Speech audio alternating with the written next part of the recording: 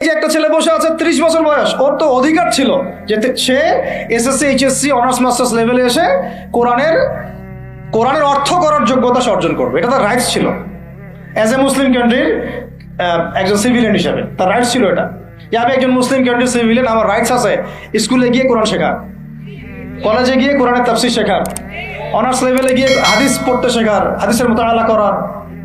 Even সে মাস্টার্সের পরে ইফতা দেওয়ার মতো যোগ্যতা অর্জন করতে পারতো যদি শিক্ষা সিস্টেমটার মধ্যে সমন্বয় থাকতো। কিচ্ছু করা হয় না এইসব লেভেলে। 50 বছর ধরে এই জাতিকে শিক্ষার অন্ধকারে রাখা হয়েছে। কওমি মাদ্রাসাগুলো যদি না থাকতো এই দেশ থেকে ইসলামকে মিটাই ফেলে দিত এরা। এটা বাস্তবতা। শুধু কওমি মাদ্রাসাগুলোর এই মেহনতগুলো যদি না থাকতো তাহলে অরিজিনাল ইসলামকে তারা মিটাই ফেলে দিত বাংলাদেশ থেকে। ঠিকই আছে এখন, কিন্তু আমি ওইদিকে যাচ্ছি না, ওইটা অন্য আলোচনা। এটা আমাদের ভিতরের কথা হচ্ছে একজন জেনারেল শিক্ষিত ছেলে যে এদেশের মুসলিম নাগরিক, তার রাইটস আছে প্রাইমারি স্কুলে সে কোরআন তেলাওয়াত করা শিখতে পারে নাই। কেন পারে নাই? পিতা মাতাও তো মাশাআল্লাহ সুবহানাল্লাহ সেই কোয়ালিটি। ছেলে 10 বছরে কিছু শিখুক না শিখুক, বাংলা ইংরেজি অঙ্ক তাকে শিখতে হবে। কোরআন হাদিস এগুলো তো কোনো বিষয় না। এগুলো কোনো বিষয় হলো আপনাদের কাছে? আল্লাহর কসম এগুলো দামি নেয়। ওই একদিন দুদিন ওয়াজ মাহফিলে আইসা আবেগ দেখান। কোরআন হাদিসের প্রতি যদি মহব্বত থাকতো ছেলেকে তো আলেম বানাইতেন আপনি, ছেলেকে তো আপনি একজন হাফেজ বানাইতেন কমপক্ষে।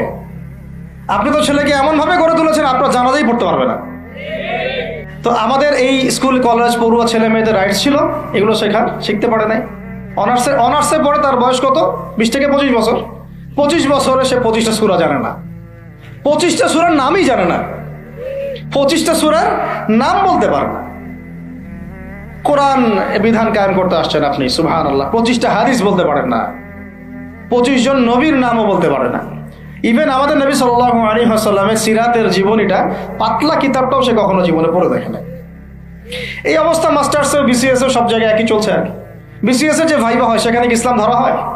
বিসিএস এর ভাইবা যখন হয় তখন তাকে কোরআন তেলাওয়াত জিজ্ঞাসা করা হয়? তাহলে আপনি কোরআন তেলাওয়াত করতে পারেন না, রাষ্ট্র চালাবেন কিভাবে? কোরআনের সাথে কোনো তাল্লুক নেই। তার মানে আপনাদের কনসেপ্ট হচ্ছে রাষ্ট্র আলাদা, কোরআন আলাদা। মানে রাষ্ট্র চালাতে কোরআন লাগে না, আপনার কনসেপ্ট এটাই। হ্যাঁ, না হলে তো কোরআন আপনি আনতেন সিলেবাসে, তাফসীর আনতেন, হাদিস আনতেন, সিরাত আনতেন। আপনার কনসেপ্ট হচ্ছে রাষ্ট্র আলাদা, কোরআন আলাদা, হাদিস আলাদা, এগুলো পড়াশোনা আলাদা, ব্যাংকিং সিস্টেম ইকোনমিক্স আলাদা, ইসলাম আলাদা, তাই না? রাজনীতি আলাদা, ইসলাম আলাদা, তারপরে সংস্কৃতি আলাদা, ইসলাম আলাদা, শিক্ষানীতি আলাদা, ইসলাম আলাদা। এই কনসেপ্ট হচ্ছে এদেশের 90% মানুষের কনসেপ্ট। এরা সবাই শিরকের মধ্যে আছে, আল্লাহর কসম করে বলতেছে এরা সবাই শিরকের মধ্যে আছে। এরা সবাই ধর্মনিরপেক্ষ, সেকুলার। বাদ দিয়ে আমরা যারা দাড়ি টুপিওয়ালা কিছু মানুষ আছি, আমরা একটু মৌলবাদী চিন্তা করি আর কি। আমরা চিন্তা করি যে ইসলাম ব্যক্তিগত জীবনেও থাকবে, সংস্কৃতির মধ্যেও থাকবে, শিক্ষানীতিতেও থাকতে হবে, অর্থনীতিতেও থাকতে হবে, ইভেন রাজনীতির মধ্যেও থাকতে হবে। এই কনসেপ্টটা না আসলে এখনো মুসলমান হনই নাই। এই কনসেপ্টটা না আসা মানে এখন পর্যন্ত কালিমা লা ইলাহা ইল্লাল্লাহ এটা বুঝেনই নাই আপনি, মুখে পড়েছেন, দ্যাটস অল। এই কারণেই তো লা ইলাহা ইল্লাল্লাহ পড়ার পরেও মোদির পা চাটেন বসে বসে। এই কারণেই, কারণ ওই লা ইলাহা ইল্লাল্লাহ তো আপনাকে ওটা শিখাই নাই যে আপনি এক আল্লাহর সার্বভৌমত্বের স্বীকৃতি দেন নাই।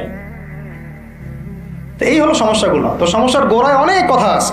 এখন নবী সাল্লাল্লাহু আলাইহি ওয়াসাল্লাম কিন্তু দাওয়াতের কাজটা, এই যে সিরাতের আলোকে যেটা বলছেন সমাজ সংস্কার এবং দিন প্রতিষ্ঠা এবং সমকালীন সব সংকট দূর করা, এটা শুরু করতে হবে জ্ঞানতাত্ত্বিক রেভলিউশন থেকে। পড়াশোনা করা শুরু করে দেন, আদারওয়াইজ আপনাদের সামনে ধ্বংস ছাড়া কিচ্ছু বাকি নেই।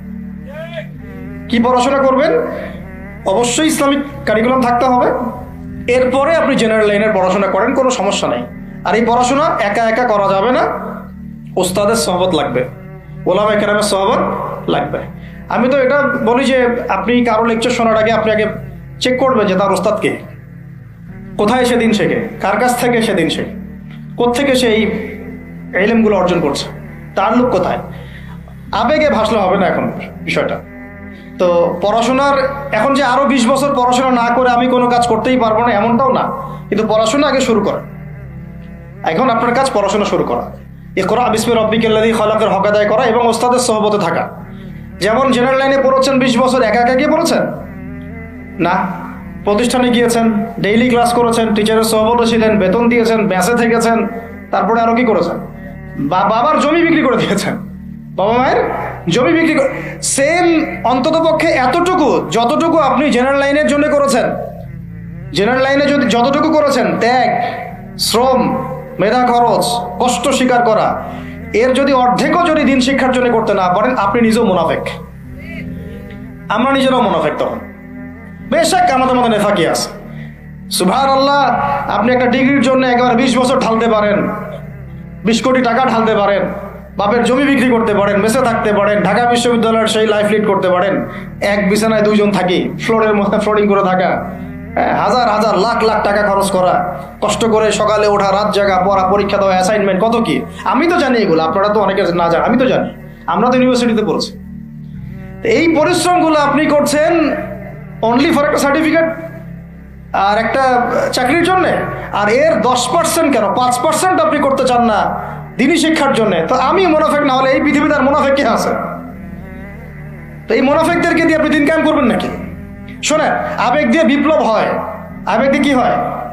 আবেগ দিয়ে বিপ্লব হতে পারে, আবেগ দিয়ে শরিয়া খিলাফা কায়েম হয় না। আবেগী হয়ে একটা বিপ্লব হতে পারে, এটা আবেগ দিয়ে শুধু আবেগ দিয়ে শরিয়া খিলাফা কায়েম হবে না। শরিয়া খিলাফা কায়েম হয়েছে কাদের হাতে? সাহাবীদের হাতে। কাদের হাতে? আমাদের জিন্দেগি যখন সাহাবীওয়ালা হবে তখন শরিয়া কায়েম হবে। পড়াশোনা করে না, সাহাবীওয়ালা জিন্দেগি কিভাবে যাপন করবে? ওলামায়ে কেরামের সাথে তাআল্লুক নাই, সাহাবীওয়ালা জীবন কিভাবে যাপন করবে? নামাজের ঠিক নাই, সাহাবীওয়ালা জীবন হইল কিভাবে? কোরআন তেলাওয়াত করতে পারেন না, সাহাবীওয়ালা জীবন হইল? দিনের জন্য আমর বিল মারুফ নাহি আনিল মুনকারের কাজ নাই, ওই যোগ্যতাও নাই, তাহলে সাহাবীওয়ালা জীবন হইল কি? চেহারা সুরতের মধ্যে ইসলাম নাই, সুন্নতের প্রতি পাবন্দি নাই, সাহাবীওয়ালা জিন্দেগি হলো কি? সাহাবীদের হাতে বদর যুদ্ধ হয়েছে, জয়লাভ করেছে। উহুদ প্রায় জিতেইছি, এটা জিতেই বলা যায়, সাময়িক বিপর্যয় হয়েছে। খন্দক, খায়বার, মুতা, ইয়ারমুক কাঁপিয়ে দিয়েছে কারা? সাহাবীরা। তো সাহাবীওয়ালা ইমান, সাহাবীওয়ালা আমল, সাহাবীওয়ালা আখলাক, সাহাবীওয়ালা মেহনত হলে পরে বাংলার মাটিতে দিন কায়েম হবে।